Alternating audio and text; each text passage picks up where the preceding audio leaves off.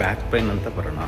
ನಾವು ಪೇಷಂಟು ಹಾಸ್ಪಿಟ್ಲಿಗೆ ಬರುವಾಗ ಬ್ಯಾಕ್ ಪೈನ್ ಅಂತ ಮತ್ತು ಸಿಯಾಟಿಕ ಕಾಲುವರೆಗೂ ರೇಡಿಯೇಟಿಂಗ್ ಆಗ್ತಾಯಿದೆ, ಎಳಿತಾ ಇದೆ ಅಂತ ಬರ್ತಾರೆ. ಸೊ ಆ ಥರ ಬರುವಾಗ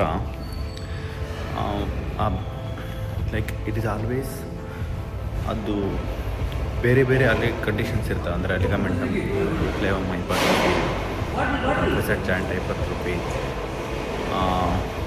ಲೈಕ್ ಪ್ಯಾರಾಸ್ಪೈನಲ್ ಮಸಲ್ ಸ್ಪಾಸಮ್ ಮತ್ತು ಸ್ಲಿಪ್ ಡಿಸ್ಕು ಅದೆಲ್ಲ.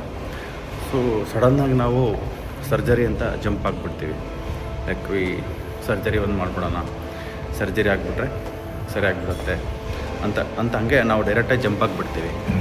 ಬಟ್ ಅಲ್ಲಿಗೆ ನಾವು surgery is it the only option ಅಂತಂದರೆ ಫಸ್ಟ್ ಆಫ್ ಆಲು ಯಾಕೆ ಅಲ್ಲಿ ಡಿಸ್ಕು ಬಲ್ಜ್ ಆಯಿತು, ಯಾಕೆ ಅಲ್ಲಿ ಲಿಗಮೆಂಟಮ್ ಅಂದರೆ ಲಿಗಮೆಂಟ್ಸ್ ಅಂದರೆ ಒಂದು ವರ್ಟಿಬ್ರಲ್ ಬೋನು ಇನ್ನೊಂದು ವರ್ಟಿಬ್ರಲ್ ಬೋನು ಅಟ್ಯಾಚ್ ಮಾಡ್ತಕ್ಕಂಥ ಒಂದು ಸ್ಟ್ರಕ್ಚರ್ನ ಲಿಗಮೆಂಟ್ ಅಂತ ಕರಿತೀವಿ.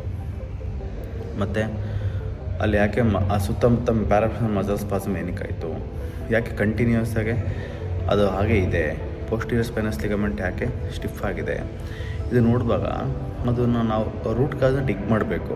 ರೂಟ್ ಕಾಸ್ನ ಡಿಗ್ ಮಾಡಿದರೆ ಅಲ್ಲಿ ಬಂದು ಇನ್ಫ್ಲಮೇಷನ್ ಇದೆ. ಇನ್ಫ್ಲಮೇಷನ್ ಅನ್ನೋದು ಬಂದು ಆ ಲೋಕಲಲ್ಲಿ ಮಾತ್ರ ಇದೆಯಾ ಅಂತಂತಂದರೆ ಲೈಕ್ ಇದು ಕಂಪ್ಲೀಟ್ ಬಾಡಿ ಒಳಗಡೆ ಇದೆ ಇನ್ಫ್ಲಮೇಷನ್.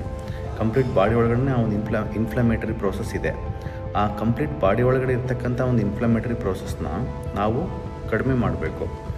ಆಗ ಕಡಿಮೆ ಮಾಡಿದಾಗ ದೆನ್ ವಿ ವಿಲ್ ಬಿ ಅದನ್ನ ಅಡ್ರೆಸ್ ಮಾಡ್ಬೋದು ಆ ಕಂಡೀಷನ್ನ. ಲೈಕ್ ಹೆಂಗೆ ಅದು ನಾವು ಲೈಕ್ ಇನ್ಫ್ಲಮೇಷನ್ ಕಮ್ಮಿ ಆಗ್ತಾ ಅದರ ಒಂದು ಸ್ವೆಲ್ಲಿಂಗು ಪ್ಲಸ್ ನರ್ವ್ನ ಒಂದು ಪೇಯ್ನು, ನ್ಯೂರೈಟಿಸು, ಸಿಯಾಟಿಕಾ ನರ್ವ್ನ ಒಂದು ರೇಡಿಯೇಟಿಂಗ್ ಪೇಯ್ನ್ ಎಲ್ಲನೂ ಕೂಡ ಕಡಿಮೆ ಆಗುತ್ತೆ. ಇಲ್ಲಿ ನಾವು ಲೈಕ್ ಡೈರೆಕ್ಟಾಗೆ ನಾವು ಸರ್ಜರಿ ಅಂತ ಹೋಗಿ ಅದನ್ನು ಡಿಸ್ಕ್ನ ಕಟ್ ಮಾಡುವಾಗ ಅಥವಾ ಅಲ್ಲಿ ಲೈಕ್ ಸ್ಪೈನಲ್ ಸ್ಕ್ರೂಸ್ನ ಪ್ಲೇಟ್ಸ್ನ ಫಿಕ್ಸ್ ಮಾಡುವಾಗ ಅಲ್ಲಿ ಅಷ್ಟು ಅದು ಲೈಕ್ ಲೋಕಲಿ ಟೆಂಪರರಿಲಿ ನಮಗೆ ರಿಲೀಫ್ ಕೊಟ್ಟರು 3 to 6 months ಆದಮೇಲೆ ನಮಗೆ ಲಾಂಗ್ ಟರ್ಮಲ್ಲಿ ಅದು ನಮಗೆ ಸೇಮ್ ಪೇಯ್ನು ಅದು ಹಂಗೆ ಕಂಟಿನ್ಯೂ ಆಗುತ್ತೆ. ಸೊ ಇಲ್ಲಿ ನಡೆದಿರ್ತಕ್ಕಂಥ ಒಂದು ಕಾನ್ಫರೆನ್ಸಲ್ಲಿ ಒಂದು 35-40 ಎಕ್ಸ್ಪೀರಿಯೆನ್ಸ್ ಇರ್ತಕ್ಕಂಥ ಒಂದು ಆರ್ಥೋಪೆಡಿಕ್ ಸರ್ಜನ್ ಏನು ಹೇಳೋದಂದರೆ, ಅವರು ಬಂದು ಲೈಕ್ ಈ ಅವರ ಒಂದು ಅನುಭವದಲ್ಲಿ ಒಂದು ಸ್ಟಡಿ ಮಾಡಿದಾಗ, ಒಂದು ರಿಸರ್ಚ್ ಮಾಡಿ ಒಂದು ಬುಕ್ಕಲ್ಲಿ ಪಬ್ಲಿಷ್ ಮಾಡುವಾಗ, ಲೈಕ್ ಅವ್ರ ಜರ್ನಲ್ಸಲ್ಲಿ ಅಥವಾ ಈ ಪಬ್ಮೆಡಲ್ಲಿ ಎಲ್ಲ ಪಬ್ಲಿಷ್ ಮಾಡುವಾಗ ಅಲ್ಲಿ ಅವರು ತಗೊಂಡಿರ್ತಕ್ಕಂಥ ಡೇಟಾ ಏನಂದರೆ, ನಾವು ಸರ್ಜರಿ ಮಾಡಿ ಆದಮೇಲೆ ಒಂದು ಪೇಷಂಟ್, ಇಬ್ಬರು ಪೇಷಂಟ್ ಇದ್ದಾರೆ, ಒಂದು ಪೇಷಂಟ್ಗೆ ನಾವು ಸರ್ಜರಿ ಮಾಡಲ್ಲ, ಒಂದು ಪೇಷಂಟ್ಗೆ ಸರ್ಜರಿ ಮಾಡ್ತೀವಿ. ಸರ್ಜರಿ ಯಾರಿಗೆ ನಾವು ಮಾಡಿರ್ತೀವೋ ಒಂದು 3 to 6 months ಆದಮೇಲೆ ಅವ್ರಿಗೂ ಪೇಯ್ನು ಮತ್ತು ರಿಕರೆನ್ಸ್ ಆಗಿ ಹಾಗೆ ಇರುತ್ತೆ. ಅಂದರೆ ಏನೂ ಕಾಂಪ್ಲಿಕೇಶನ್ ಆಗದಂಗೆ ಸರ್ಜರಿ ಆಗಿದೆ ಅಂತ ಅಂದ್ಕೊಂಡ್ರೆ, like let us consider one of the ಅದು ಬೆಸ್ಟ್ ನೀಟಾಗಿ ಸರ್ಜರಿ ಪ್ರೊಸೆಸ್ ಎಲ್ಲ ಆಗಿದೆ ಅಂತ 6 months ಆದಮೇಲೆ ಪೇಯ್ನು ಹಾಗೆ ಇರುತ್ತೆ.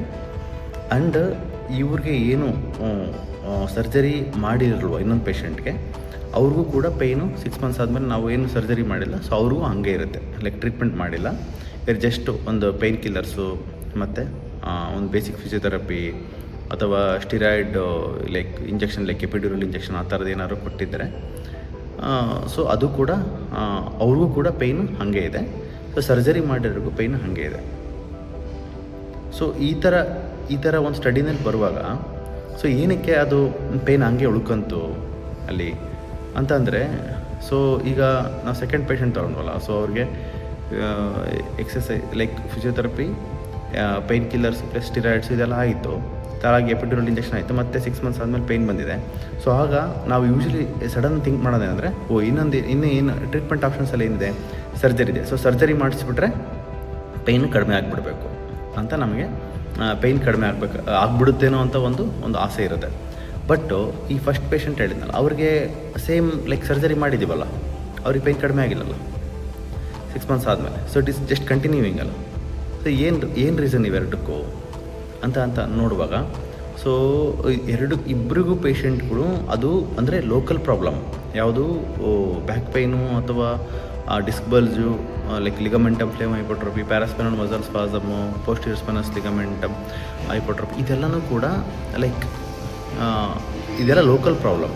ಇಟ್ ಈಸ್ ಏನು ಲೋಕಲಲ್ಲಿ ಇನ್ಫ್ಲಮೇಷನ್ ಆಗಿದೆ. ಇನ್ಫ್ಲಮೇಷನ್ ಲೋಕಲಲ್ಲಿ ಮಾತ್ರ ಆಗುತ್ತಾ ಅಂತಂದರೆ ಲೋಕಲಲ್ಲಿ ಮಾತ್ರ ಇನ್ಫ್ಲಮೇಷನ್ ಆಗಲ್ಲ. ಇದು ಇನ್ಫ್ಲಮೇಷನ್ ಆಗ್ತಾ ಇರೋದು ಬಂದು ಇಟ್ ಈಸ್ ಎ ಸಿಸ್ಟಮಿಕ್, ಅಂದರೆ ಕಂಪ್ಲೀಟ್ ಬಾಡಿ ಒಳಗಡೆ ಇನ್ಫ್ಲಮೇಷನ್ ಇದೆ. ಸೊ ಬಾಡಿ ಒಳಗಡೆ ಇನ್ಫ್ಲಮೇಷನ್ ಆಗಿರೋದಕ್ಕೆ ನಾವು ಲೋಕಲಲ್ಲಿ ತಗೊಳ್ತಕ್ಕಂಥ ಟ್ರೀಟ್ಮೆಂಟ್ ಹೆಂಗೆ ಸಪೋರ್ಟ್ ಆಗುತ್ತೆ. So we have to treat the body ಅಂತ ಬಂದ್ಬಿಡುತ್ತೆ. ಸೊ ಅವರು 35-40 ಇಯರ್ಸ್ ಎಕ್ಸ್ಪೀರಿಯನ್ಸ್ ಆದಮೇಲೆ ಎಕ್ಸ್ಪೀರಿಯನ್ಸು ಅದರಲ್ಲಿ ಮಾಡಿರ್ತಕ್ಕಂಥ ಒಂದು ಈ ಥರ ಒಂದು ಸ್ಟಡಿನಲ್ಲಿ ಅವ್ರಿಗೆ ಗೊತ್ತಾಗಿರೋದೇನೆಂದರೆ with or without surgery pain is persisting after 3 to 6 months of surgery and pain will continue, it may aggravate, it may grow also. ಹಂಗಾಗಿ ನಮ್ಮ ಹಾಸ್ಪಿಟ್ಲಿಗೆ ಪೇಷಂಟ್ಸ್ ಬಂದಾಗ ಒಂದು ಸರಿ ಸರ್ಜರಿ ಮಾಡಿಸ್ಕೊಂಡ್ವಿ, 2 ಸರಿ ಸರ್ಜರಿ ಮಾಡಿಸ್ಕೊಂಡ್ವಿ, ಹಾಗೆ ಈಗ 3ನೇ ಸರಿ ಮತ್ತೆ ಪ್ಲೇಟ್ ಹಾಕ್ಬೇಕು. ಹಿಂಗೆ it is continuously going again and again. ಅವ್ರ ಪ್ರಶ್ನೆ ನಮ್ಮ ಸಾರು ಅವ್ರು ಕೇಳ್ತಕ್ಕಂಥ ಪ್ರಶ್ನೆ ಏನಂತಂದರೆ, ಅವ್ರ ಹೆಸರು ಡಾಕ್ಟರ್ ಅರೂಪ್ ಮುಖರ್ಜಿ ಅಂತ, ಈ is practising in Delhi Max ಹಾಸ್ಪಿಟ್ಲಲ್ಲಿ. ಅವ್ರು ಕೇಳ್ತಕ್ಕಂಥ ಪ್ರಶ್ನೆ ಏನಂತಂದರೆ ಹೆಂಗೆ ಲೈಕ್ ಈಗ ಸೊ ಇದೇ ಥರ ಕಂಟಿನ್ಯೂ ಆಗ್ತಾಯಿದೆ ಕಾಯಿಲೆ, ಪೇಯ್ನ್ ಹಿಂಗೆ ಕಂಟಿನ್ಯೂ ಆಗ್ತಾಯಿದೆ, 1 second 1 2 3 4 ಹಿಂಗೆ ಸರ್ಜರೀಸ್ ಮೇಲೆ ಸರ್ಜರಿ ಆಗ್ತಾಯಿದೆ. ಬಟ್ ಹಿಂಗೆ ಆಗ್ತಾ ಇರುವಾಗ ನಾವು ಲೈಕ್ ಸಪೋಸ್ ನಮಗೆ close relatives, family members, close friends ಅವ್ರಿಗೆ ನಾವು ಈ ಥರ ಮಾಡ್ತೀವಾ ಅಂತಕ್ಕಂಥ ಪ್ರಶ್ನೆ ನಾವು ಆತ್ಮಾವಲೋಕನ ಮಾಡ್ಕೋಬೇಕಾಗುತ್ತೆ ಅಷ್ಟೇ.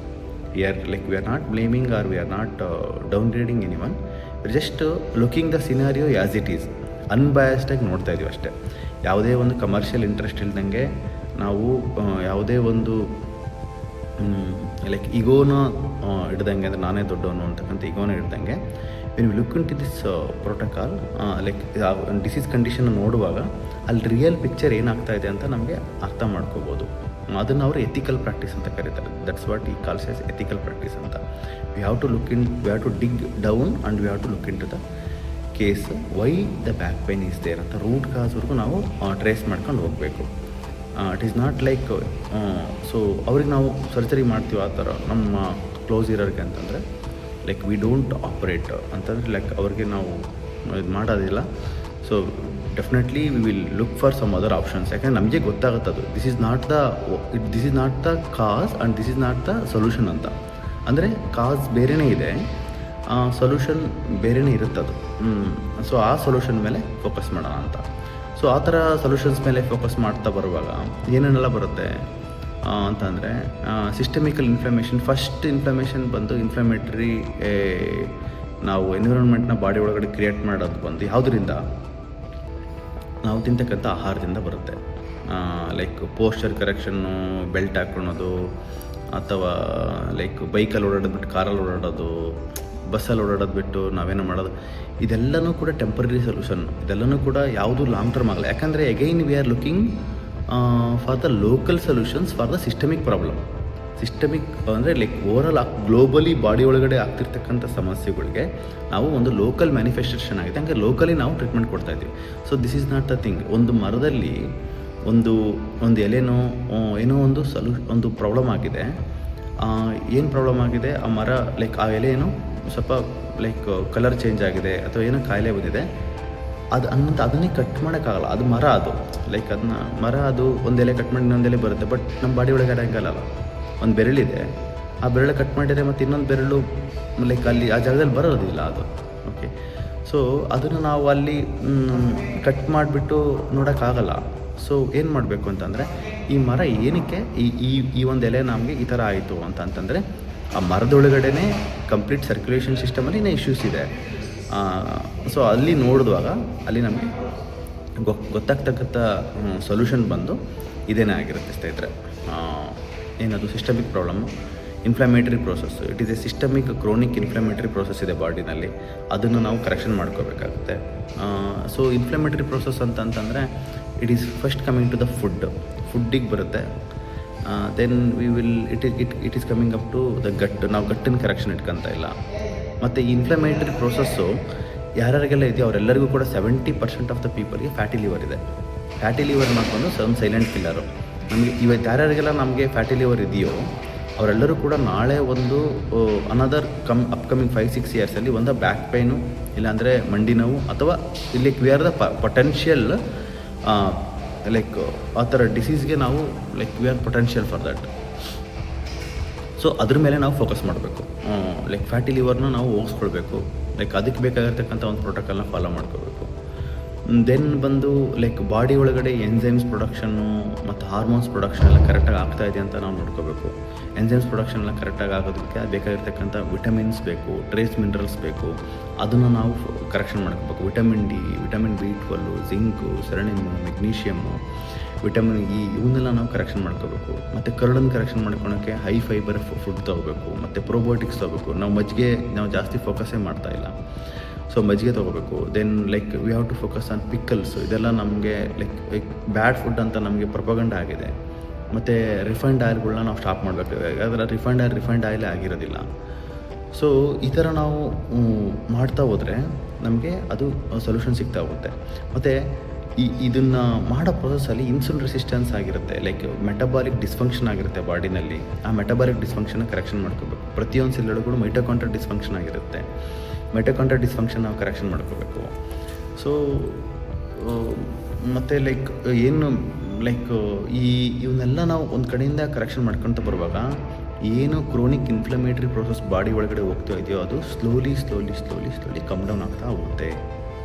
ಆಗ ನಮಗೆ ಯಾವುದೇ ಪೇನ್ ಕಿಲ್ಲರ್ಸ್ ಬೇಕಾಗಲ್ಲ, ಯಾವುದೇ ರೀತಿಯಾಗಿರ್ತಕ್ಕಂಥ ಫಿಸಿಯೋಥೆರಪಿ ಬೇಕಾಗಲ್ಲ. ಫಿಸಿಯೋಥೆರಪಿ ಮಾಡ್ಕೋಬೋದು, ಲೈಕ್ ಅದು ತಪ್ಪಿದೆ ಅಂತಲ್ಲ, ಬಟ್ ಅದು that is not giving the permanent solution ಕೊಡ್ತಾ ಇಲ್ಲ. ಯಾಕಂದರೆ ಪರ್ಮನೆಂಟ್ ಕಾಸ್ ಬೇರೆಯೇ ಇದೆ. ಹಾಗಾಗಿ ಮತ್ತು ಸರ್ಜರಿ ಅಂತಕ್ಕಂಥ ಅವಶ್ಯಕತೆ ನಮಗೆ like most of the conditions ನಾವು ಅವಾಯ್ಡ್ ಮಾಡ್ಕೋಬೋದು. We can completely prevent surgery for our body. ಸುಮ್ಮನೆ ಅದನ್ನ ಕಟ್ ಮಾಡಿಸ್ಕೊಂಡು ಸೊಲ್ಯೂಷನ್ ಇದೆ ಅಂತಂದರೆ ಅದು ಮಾಡಿಸ್ಕೊಂಡ್ರಲ್ಲಿ ತಪ್ಪಿಲ್ಲ. ಅದು ಸೊಲ್ಯೂಷನ್ ಅಲ್ಲಿಲ್ಲ. ನಾನು 2 ಸಿನಾರಿ ಎಕ್ಸ್ಪ್ಲೇನ್ ಮಾಡಿದ್ನಲ್ಲ, ಪೇಷಂಟ್ 1 ಆ್ಯಂಡ್ ಪೇಷಂಟು. ಸೊಲ್ಯೂಷನ್ ಅಲ್ಲಿಲ್ಲ ಅಂತ ಅನ್ನುವಾಗ ನಾವು ಏನಕ್ಕೆ ಅದರಿಂದ ಹೋಗಬೇಕು? ಅದು ಸೊಲ್ಯೂಷನ್ ಇಲ್ಲ ಅಲ್ಲಿ. Then coming to the next point ಬಂದು it is coming to the steroid injections is also a temporary relief. Like epidural injections ತೊಗೊತೀವಿ ಅಥವಾ ಆ ಥರ ಏನೋ ಮಾಡ್ಕೊಳ್ತೀವಿ. ಸೊ ಹಾಗಾಗಿ ಯಾಕೆ ನಾವು ಈ ಒಂದು ವಿಡಿಯೋ ಮಾಡಿರ್ತಕ್ಕಂಥ ಉದ್ದೇಶ ಬಂದು ಇವನ್ನೆಲ್ಲ ನಾವು ಸರಿ ಮಾಡ್ಕೊಂಡಿದ್ದೇ ಆದರೆ ನಮಗೆ ಖಂಡಿತವಾಗಲೂ ಕೂಡ ಬ್ಯಾಕ್ ಪೈನು, ಡಿಸ್ಕ್ ಬಲ್ಜು ಅದೆಲ್ಲ ಏನಿದೆಯೋ, ಸರ್ವೈಕಲ್ ನೆಕ್ ಪೇಯ್ನು ಎಲ್ಲನೂ ಕೂಡ ನಮಗೆ ಸೊಲ್ಯೂಷನ್ ಆಗುತ್ತೆ, ಸರಿ ಆಗುತ್ತೆ. ನಾವು ನಮ್ಮ ಬಾಡಿನ ನಾವು ಹಾಳು ಮಾಡಿಕೊಂಡು ಇನ್ಫ್ಲಮೇಷನ್ ಜಾಸ್ತಿ ಮಾಡಿಕೊಂಡು ಆಟೋ ಇಮ್ಯುನಿಟಿ ಮಾಡ್ಕೊಂಡು, ಅಂದರೆ ಆಟೋ ಇಮ್ಯುನಿಟಿ ಅಂದರೆ ನಮ್ಮ ಬಾಡಿ ಒಳಗಿರ್ತಕ್ಕಂಥ ಇಮ್ಯೂನ್ ಸಿಸ್ಟಮು ನಮ್ಮ ಬಾಡಿಲಿರ್ತಕ್ಕಂಥ ಆರ್ಗನ್ಸು, ಟಿಶ್ಯೂಸು, ಸೆಲ್ಸ್ನ ನಾವು ಅದೇ ತಿಂತಾ ಇರುತ್ತೆ. ಅದನ್ನು ನಾವು ಸರಿ ಮಾಡಿಕೊಂಡು ಮಾಡಿದ್ದೆ ಆದರೆ ಅದರಿಂದ ನಮಗೆ ಖಂಡಿತವಾಗಲೂ ಕೂಡ ಲೈಕ್ ವೆರಿ ಗುಡ್ ರಿಸಲ್ಟ್ಸ್ ಬರುತ್ತೆ. ಲೈಕ್ ಸೂಪರಾಗಿರ್ತಕ್ಕಂಥ ಒಂದು ಕಂಡೀಷನ್ ನಮ್ಮ ಬಾಡಿ ಒಳಗಡೆ, ಒಂದು ಸೂಪರ್ ಇಮ್ಯೂನ್ ಥರ ನಮ್ಮ ಬಾಡಿ ಒಳಗಡೆ we can feel it really ಅಷ್ಟು. ಸೊ ಅದನ್ನು ಮಾಡೋದಕ್ಕೆ ನಾವು ಫೋಕಸ್ ಮಾಡೋಣ. ಸೊ ಇವನ್ನ ನಾವು ನ್ಯಾಚುರಲಾಗಿ ಏನು ಲೈಕ್ ವೈಟಮಿನ್ಸು, ಮಿನರಲ್ಸು ಮತ್ತು ಆಕ್ಸಿಜನ್ ಇಂಜೆಕ್ಷನ್ಸ್ ನಾವೇನು ಯೂಸ್ ಮಾಡ್ಕೊತೀವೋ, ಆಕ್ಸಿಜನ್ ಲೋಕಲ್ ಥೆರಪೀಸ್ ತೊಗೊತೀವೋ, ಅಥವಾ ಲೈಕ್ ಈ ಹೈಡ್ರೋಜನ್ ರಿಲೇಟೆಡ್ ನಾವು ಏನು ಲೈಕ್ ಆ್ಯಂಟಿ ಆಕ್ಸಿಡೆಂಟ್ಸ್ ಪ್ರೋಟೋಕಾಲ್ಸ್ ಫಾಲೋ ಮಾಡ್ತೀವೋ, ವೈಟಮಿನ್ ಸಿ ಆಗ್ಬೋದು, ಅಥವಾ ನಾವು ಊಟದಲ್ಲಿರ್ತಕ್ಕಂಥ ನಮ್ಮ ಬಾಡಿನೇ ಪ್ರೊಡ್ಯೂಸ್ ಮಾಡ್ತಕ್ಕಂಥ ಗ್ಲೂಟಥಯಾನ್ ಮತ್ತು ಗ್ಲೂಟಥಯಾನ್ಗೆ ಬೇಕಾಗಿರ್ತಕ್ಕಂಥ ಒಂದು ಪ್ರಿಕರ್ಸರ್ಸ್ನ ನಾವು ಫುಡ್ಡಲ್ಲಿ ತೊಗೊಳೋದಾಗ್ಬೋದು. ಮತ್ತು ಸನ್ಲೈಟಲ್ಲಿ ನಾವು ಡೈಲಿ ಒಂದು 1/2 hour to 1 hour ಸನ್ಲೈಟಲ್ಲಿ ಸ್ಪೆಂಡ್ ಮಾಡೋದನ್ನು ಮಾಡ್ಬೋದು. ಇದೆಲ್ಲ ನಾವು ಮಾಡುವಾಗ ನಮಗೆ ಅದು ಒಂಥರ ಪರ್ಮನೆಂಟ್ ಸೊಲ್ಯೂಷನ್ ಸಿಗುತ್ತೆ. ಅಲ್ಲಿವರೆಗೂ ಅದು ಪರ್ಮನೆಂಟ್ ಸೊಲ್ಯೂಷನ್ ಆಗೋದಿಲ್ಲ. ಲೈಕ್ ಇಲ್ಲಿ ಅವರು ಮತ್ತು ಮೆಡಿಸನ್ಸಲ್ಲಿ ಲೈಕ್ ಓರಲ್ ಟ್ಯಾಬ್ಲೆಟ್ಸ್ ಅಂತ ಬರುವಾಗ ಅದರಲ್ಲಿ ಬೇಕಾಗಿರ್ತಕ್ಕಂಥ ಎಲ್ಲ ವಿಟಮಿನ್ಸು, ಮಿನರಲ್ಸು, ಪ್ರೋಬಯೋಟಿಕ್ಸ್, ಸಪ್ಲಿಮೆಂಟ್ಸ್ನ ನಾವು ತೊಗೋಬೋದು. ಜೊತೆಗೆ ಇದಕ್ಕೆ ಬೇಕಾಗಿರ್ತಕ್ಕಂಥ ಕೆಲವು ಮೆಡಿಸಿನ್ಸು ಇನ್ನೇ ವೆರಿ ಪಲ್ಸ್ ಡೋಸ್ ಅಂತ ಕರೀತಾರೆ ಅವರು. ಪಲ್ಸ್ ಡೋಸಲ್ಲಿ ನಾವು ತೊಗೋಬೋದು. ಲೈಕ್ ವೆರಿ ಮಿನಿಮಲ್ ಡೋಸಲ್ಲಿ ನಾವು ತಗೊಳ್ತಾ ಹೋದರೆ ಅಲ್ಲಿ ನಮಗೆ ಸೊಲ್ಯೂಷನ್ ಸಿಗುತ್ತೆ. ಈ ಸೊಲ್ಯೂಷನ್ಸ್ನ ನಾವು ಫೋಕಸ್ ಮಾಡಿ ಲೈಕ್ ವಿ ವಿಲ್ ಅಟ್ಲೀಸ್ಟ್ ನಮಗೆ ಆ ಒಂದು ಕಂಡೀಷನ್ಸ್ ಎಲ್ಲ ಇದೆ ಅಂದರೆ ಡಿಸ್ಕ್ ಬಲ್ಜು ಮತ್ತು ಇದೆಲ್ಲ ಏನೇನು ಕಂಡೀಷನ್ಸ್ ಇದೆ ಅಂದರೆ ಅದನ್ನು ನಾವು ಅವಾಯ್ಡ್ ಮಾಡೋಣ. ಮತ್ತು ನಮ್ಮ close friends and close family ಮೆಂಬರ್ಸ್ಗೆ ಆ ಥರ ಇದೆ ಅಂತಂತಂದರೆ let us not like keep surgery as the only option, because it is not giving us the main result what is expected. Like after 6 months, 1 year, pain is repeating.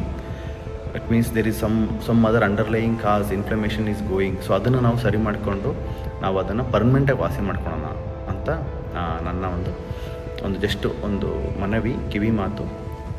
ಇದೇ ಥರನೇ ಮಾಡೋಣ ಎಲ್ಲರೂ. So like ಈ ಥರ ಮಾಡ್ತಕ್ಕಂಥ ಒಂದು ಪ್ರೋಸೆಸ್ಗೆ ನಾವೇನಂತ ಕರಿತೀವಿ, it is A like inner body healing process ಅಂತ ಕರಿತೀವಿ. ಇದನ್ನು ಮಾಡ್ಕೊಳಕ್ಕಾಗುತ್ತೆ. ಇದಕ್ಕೆ ಸಪೋರ್ಟಿಗೆ ಇರತಕ್ಕಂಥ ಎಕ್ಸಸೈಸ್, ಇದು ಫಸ್ಟ್ ಇನ್ಫ್ಲಮೇಷನ್ ಎಲ್ಲ ಕಡಿಮೆ ಮಾಡಿಕೊಂಡು then we can start exercise start ಮಾಡ್ಕೊಂಡು. ವಿಟಮಿನ್ಸ್ ಮಿನರಲ್ಸ್ ಎಲ್ಲ ನಾರ್ಮಲ್ ಇರೋಲ್ಲ ಬಾಡಿನಲ್ಲಿ, ಅದನ್ನು ನಾವು ನಾರ್ಮಲ್ ಮಾಡಿಕೊಂಡು ಆಮೇಲೆ then we can focus on exercises. ಸ್ಟಾರ್ಟಿಂಗಲ್ಲಿ ವಿಟಮಿನ್ ಡಿ ನಮಗೆ 10-12 ಇರುತ್ತೆ, ಕೆಲವರಿಗೆ 5-6ವರೆಗೂ ಬಂದಿರುತ್ತೆ. ಆ ಒಂದು ಕಂಡೀಷನಲ್ಲಿ ಎಕ್ಸಸೈಸ್ ಮಾಡಿದ್ರೆ ಬ್ಯಾಕ್ ಪೈನ್ ಕಡಿಮೆ ಆಗುತ್ತೆ ಅಂತ ಎಕ್ಸಸೈಸ್ ಫಿಸಿಯೋಥೆರಪಿ ಮಾಡ್ತಾಯಿದ್ರೆ ಏನು ಆ ಒಂದು ಬಾಡಿ ಒಳಗಡೆ ಆ ಒಂದು ಇಮ್ಯೂನ್ ಸಿಸ್ಟಮೇ ಅಷ್ಟು ಸರಿಯಾಗಿ ವರ್ಕ್ ಆಗ್ತಾ ಇಲ್ಲಲ್ಲ. ಆ ಒಂದು ಕಂಡೀಷನಲ್ಲಿ ಫಿಸಿಯೋಥೆರಪಿ ಮಾಡಿಸ್ಕೊಂಡು, ಅಂದರೆ ಫಿಸಿಯೋಥೆರಪಿ ತಪ್ಪಲ್ಲ, ಬಾಡಿ ಒಳಗಡೆ ಫಸ್ಟು ನಾವು ರೂಟ್ ಕಾಸ್ನ ಅಡ್ರೆಸ್ ಮಾಡ್ಕೊಳ್ಳೋಣ. ರೂಟ್ ಕಾಸ್ನ ಅಡ್ರೆಸ್ ಮಾಡಿಕೊಂಡು ಅದಾದಮೇಲೆ then will go for physiotherapy. ಡೈರೆಕ್ಟಾಗಿ ಫಿಸಿಯೋಥೆರಪಿ ಮಾಡಿಸ್ಕೊಂಡು ಅದೇನು ಕಡಿಮೆ ಆಗಿಲ್ಲ, 2 ತಿಂಗಳಾದಮೇಲೆ ಫಿಸಿಯೋಥೆರಪಿ ಮಾಡಿಸ್ಕೊಂಡ್ಮೇಲೆ ಮತ್ತೆ ಪೇಯ್ನ್ ಬಂತು ಅಂತಂದರೆ ದೆನ್ ಅದನ್ನು ಮತ್ತೆ ಬ್ಲೇಮ್ ಮಾಡಬೇಕಾಗುತ್ತೆ ಫಿಸಿಯೋಥೆರಪಿನ. ಹಂಗಾಗಿ ನಾವು ಯಾವುದನ್ನು ಬ್ಲೇಮ್ ಮಾಡೋ ಅವಶ್ಯಕತೆ ಇಲ್ಲ, ಸರ್ಜರಿನೂ ಬ್ಲೇಮ್ ಮಾಡೋ ಅವಶ್ಯಕತೆ ಇಲ್ಲ, ಫಿಸಿಯೋಥೆರಪಿನೂ ಬ್ಲೇಮ್ ಮಾಡೋ ಅವಶ್ಯಕತೆ ಇಲ್ಲ. Like epidural injection, steroid injections ಅವು ಯಾವುದನ್ನು ಬ್ಲೇಮ್ ಮಾಡೋ ಅವಶ್ಯಕತೆ ಇಲ್ಲ. ರೂಟ್ ಕಾಸ್ ಏನೋ ಬೇರೆ ಇದೆ, ನಾವು ರೂಟ್ ಕಾಸ್ ಮೇಲೆ ವರ್ಕ್ ಮಾಡ್ತಾ ಇಲ್ಲ. ಆ ರೂಟ್ ಕಾಸ್ ಮೇಲೆ ವರ್ಕ್ ಮಾಡಿದ್ದೆ ಆದರೆ ನಮಗೆ ಸೊಲ್ಯೂಷನ್ ಸಿಗುತ್ತೆ.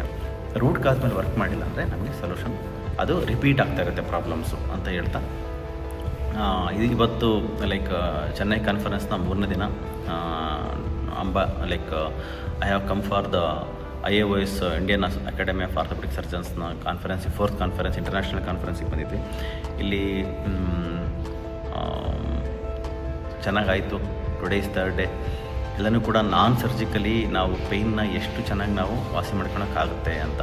ಸೊ ಇದೆಲ್ಲ ಮಾಡಿದರೂ ಕೂಡ ಕಡಿಮೆ ಆಗ್ತಾಯಿಲ್ಲ ಅಂದರೆ ಅರ್ಥ ಬಂದು like the inflammation is A very deep rooted ಆಗಿದೆ. ವರ್ಷಗಳಿಂದ ಆಗಿರ್ತಕ್ಕಂಥ ಅಕ್ಯುಮಿಲೇಟ್ ಆಗಿರ್ತಕ್ಕಂಥ ಒಂದು ಇನ್ಫ್ಲಮೇಷನ್ನು ಜಸ್ಟು ಒಂದು ತಿಂಗಳಲ್ಲಿ, ಒಂದು ವಾರದಲ್ಲಿ ಕಡಿಮೆ ಆಗಿಬಿಡುತ್ತಾ ಅಂತಂದರೆ ಕಡಿಮೆ ಆಗೋದಕ್ಕೆ ಚಾನ್ಸ್ ಇಲ್ಲ. Let us give some time. So body ಸ್ವಲ್ಪ ಹೀಲ್ ಆಗಲಿ, ಅದಕ್ಕೆ ಅಟ್ಲೀಸ್ಟ್ ಒಂದು 2-3 ತಿಂಗಳು ಟೈಮ್ ಕೊಡೋಣ.